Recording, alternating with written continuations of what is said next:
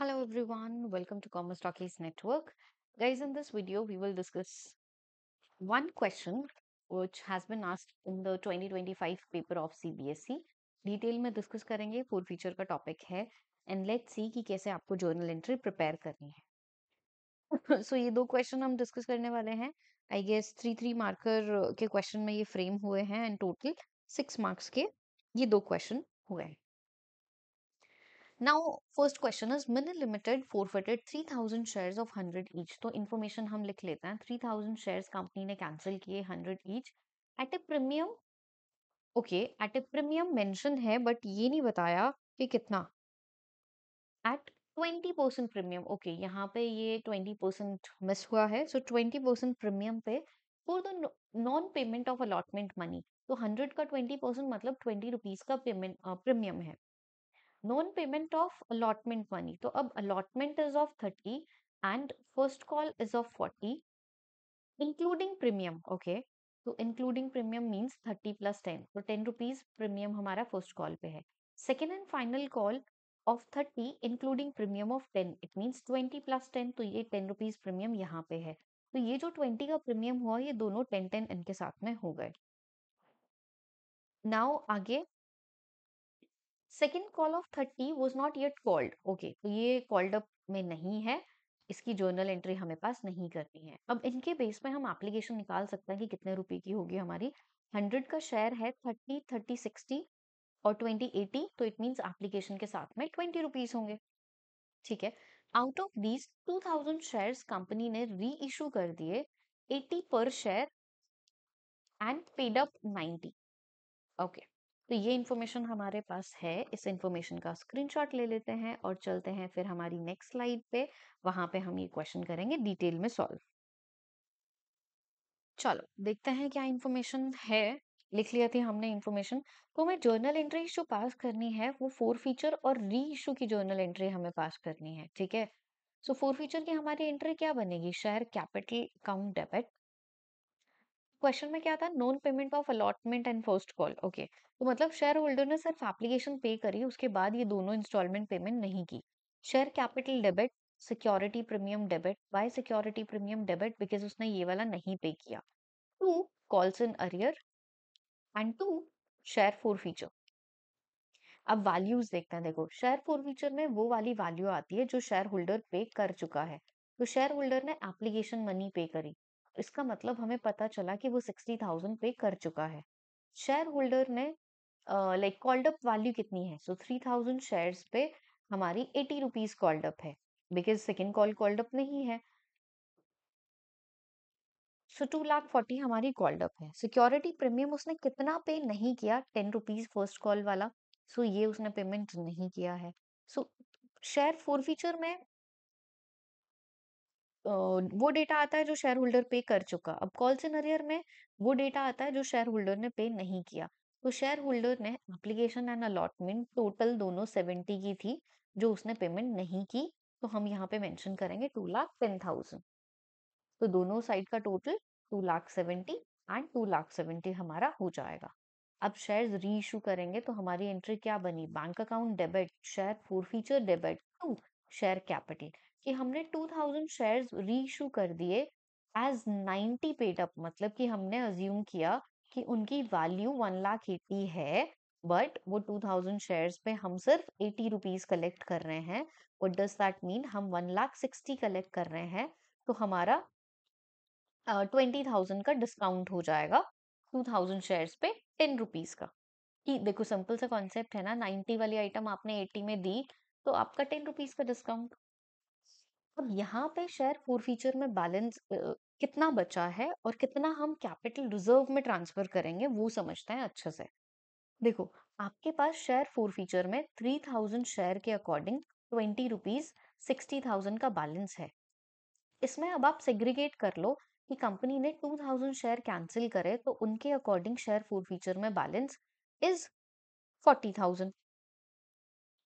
और जो 1000 शेयर्स का अन लाइक जो 1000 शेयर्स अन इशूड है ये 20,000 का बैलेंस कंपनी अपने नोट्स टू अकाउंट में दिखाएगी शेयर फोर फीचर.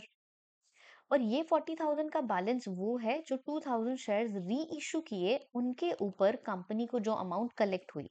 तो अब इसमें से हम डिस्काउंट माइनस करेंगे तो रिमेनिंग 20,000 का प्रॉफिट कंपनी के पास में बच गया, और ये remaining profit company capital reserve में ट्रांसफर करेगी। तो हम कैपिटल रिजर्व में ट्रांसफर करेंगे तो हमारी एंट्री क्या बनेगी? Share forfeiture account debit to capital reserve. तो हम ये वाली जर्नल एंट्री ट्रांसफर करेंगे। जर्नल एंट्री हम मेंशन करेंगे 20,000 एंड 20,000।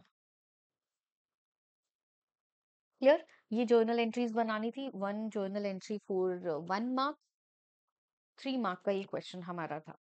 आई होप कि अब आपको ये क्लियर है और समझ में आ गया कि कैसे हमें सॉल्व करना है।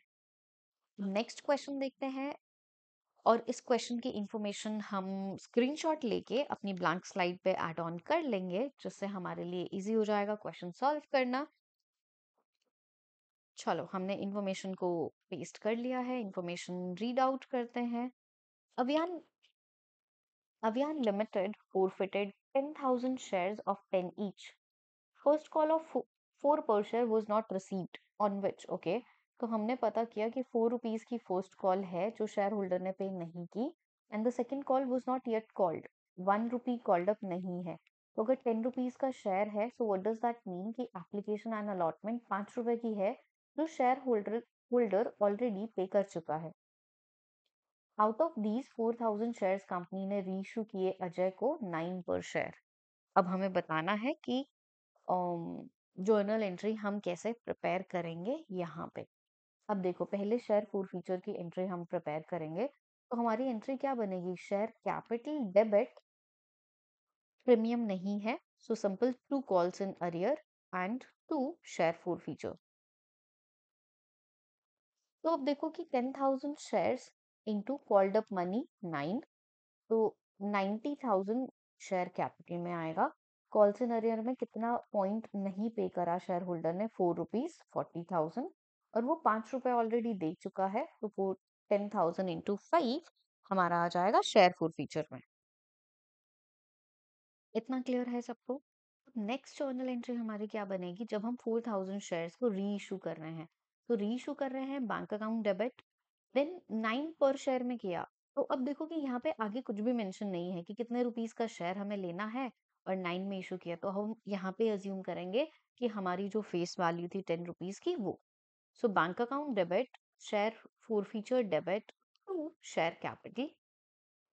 तो हमारी एंट्री क्या बनी? 4,000 shares into 9 and 4,000 shares into 1, so 36,000 हमें कलेक्ट हुआ। 4,000 का हमने डिस्काउंट दिया, तो हमारी टोटल 40,000 हमें शेयर कैपिटल में ट्रांसफर करना है।